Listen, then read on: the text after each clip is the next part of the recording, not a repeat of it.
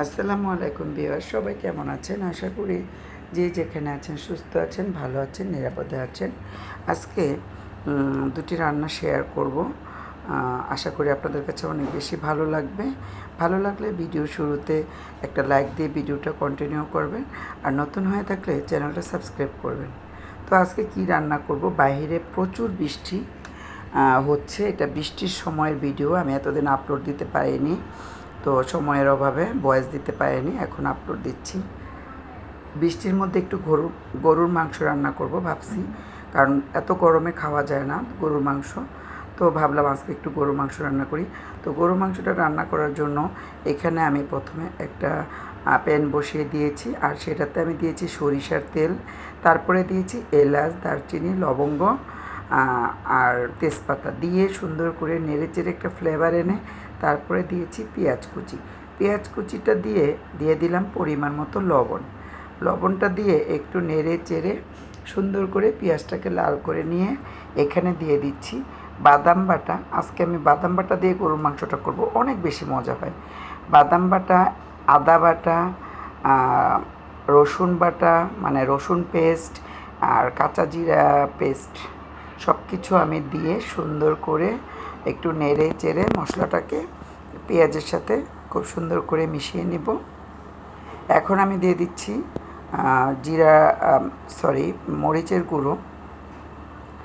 মরিচের গুঁড়ো দিয়ে একটু পানি দিয়ে দিব যেন মরিচের গুঁড়োটা পুড়ে না যায়। অবশ্যই সেটা খেয়াল রাখবেন, পুড়ে গেলে কিন্তু মশলার কালার নষ্ট হয়ে যায়। তো হলুদ গুঁড়ো, মরিচের গুঁড়ো, ধনিয়ার গুঁড়ো সব কিছু দিয়ে দিচ্ছি। আর এই যে এখানে ধনিয়ার গুঁড়ো দিয়ে দিলাম, আর হলুদের গুঁড়ো, মরিচের গুঁড়ো, নর্মাল যে মশলাগুলো সবগুলোই দিলাম। শুধু বাদাম বাটাটা একটু এক্সট্রা দিলাম, অনেক বেশি মজা হয়, আপনারা একটু ট্রাই করতে পারেন। আর এখন দিয়ে দিলাম গরুর মাংস। এখানে কেটে ধুয়ে রাখা, পরিষ্কার করে রাখা গরুর মাংসটা আমি পানি ঝরিয়ে নিয়েছি, এটাকে দিয়ে দিলাম। আর এখানে 1 কেজি থেকে একটু বেশি গরুর মাংস আছে, ছোট ছোট করে পিস করে নিয়েছি। আজকে আলু দিয়ে রান্না করব না, শুধু সরিষার তেলের উপরে একটু মাখো মাখো করে রান্না করব। অনেক বেশি মজা লাগে এইভাবে গরুর মাংস রান্না করলে।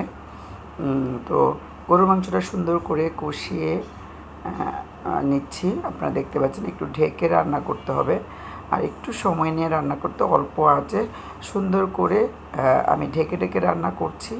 আর এখানে আমি আরেকটা রেসিপি শেয়ার করব আজকে আপনাদের সাথে, অনেক হেলদি একটা রেসিপি, আর বিশেষ করে গরমের মধ্যে তো অনেক বেশি ভালো লাগে।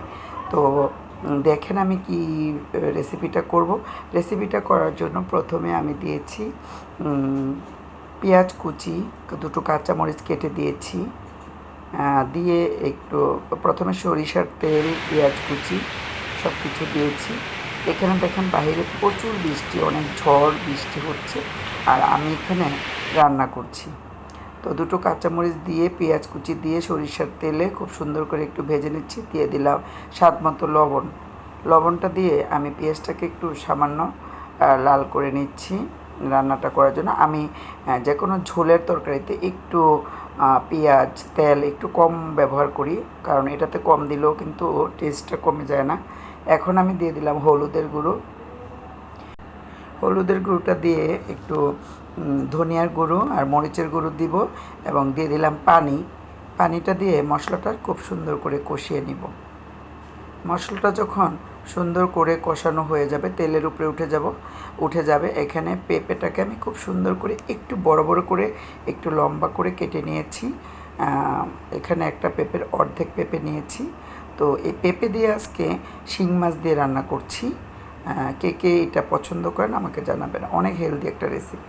তো পেঁপেগুলো দিয়ে আমি সুন্দর করে কষিয়ে ঢেকে দিয়েছি। এখানে গরুর মাংসটা হচ্ছে, সেটা আমি একটু মাঝখান থেকে একটু নেড়ে চেড়ে দিচ্ছি। মাঝে মাঝে একটু অবশ্যই নেড়ে দিবেন যেন তলাতে লেগে না যায়। লাগবে না, এটা যেহেতু ননস্টিকি পাতিল, তারপরেও একটু খেয়াল করে একটু নেড়ে চেড়ে সুন্দর করে আবার একটু ঢেকে দিবেন। এখন পেঁপে তরকারিটা আবার একটু নেড়ে দিব, নেড়ে দিয়ে খুব সুন্দর করে কষিয়ে তারপরে আমি এটাতে একটু ঢেকে রান্না করব। পেঁপেটা সিদ্ধ হতে একটু সময় লাগে, কারণ এটা শক্ত একটা সবজি, অবশ্যই একটু সময় লাগে। আর আজকে আমার ভয়েসটা একটু অন্যরকম লাগছে, কারণ আমার কেন জানি গলাটা গরমের মানে অতিরিক্ত গরমে ঘেমে গলাটা বসে গেছে। কয়েকদিন যাবতই এরকম হচ্ছে। তো আপনারা একটু ক্ষমা দৃষ্টিতে দেখবেন, কষ্ট করে ভিডিওটা দেখে নেবেন। আর এখন আমি পেঁপে তরকারিতে ঝোল দিয়ে দিচ্ছি। এটা একটু ঝোল ঝোল রান্না করব শিং মাছ দিয়ে। শিং মাছটা আগে আমি ভেজে রেখেছি, হলুদ মরিচ লবণ দিয়ে সুন্দর করে একটু ভেজে রেখেছি, কারণ আমি তরকারিতে ভাজা ছাড়া মাছ খাই না, খুব কম। তো ঝোল দিয়ে দিয়েছি আর এখন ঢেকে দিব। আর সবচেয়ে বড় কথা, আজকে কারেন্ট ছিল না, আমি টর্চ জ্বালিয়ে জ্বালিয়ে এই ভিডিওটা করেছি, এই রান্নাটা করেছি। হয়তো আপনাদের কাছে একটু খারাপ লাগছে, তো কিছু মনে করবেন না। তো একদমই কারেন্ট ছিল, সারাদিন কারেন্ট ছিল না, প্রচুর বৃষ্টি ঝড়, তার মধ্যে আমি ভিডিওটা করেছি। এখন এখানে দিয়ে দিলাম দুটো কাঁচামরিচ, গরুর মাংসর মধ্যে 2-3টা কাঁচামরিচ দিয়েছি ফ্লেভারের জন্য, একটু জিরের গুঁড়ো আর কিছু উপর থেকে কিছু পেঁয়াজ কুচি, কাঁচা পেঁয়াজ আমি আবারও দিয়ে দিচ্ছি। দিয়ে সুন্দর করে আবার একদম অল্প আছে আমি ঢেকে একদম লাস্ট মানে শেষ রান্নাটা আমি করে নিয়েছি। তো এটা প্রায় হয়ে আসছে, দেখেন দেখতে কিন্তু অনেক সুন্দর একটা কালার হয়েছিল আর খেতে অনেক মজা হয়েছিল এই গরুর মাংসটা। এভাবে সরিষার তেলে গরুর মাংস রান্না করলে কিন্তু অনেক বেশি মজা লাগে। আমি তো এখন সরিষার তেলটাই খাই, তো এটা দিয়ে আমাকে সব কিছু রান্না করতে হয়।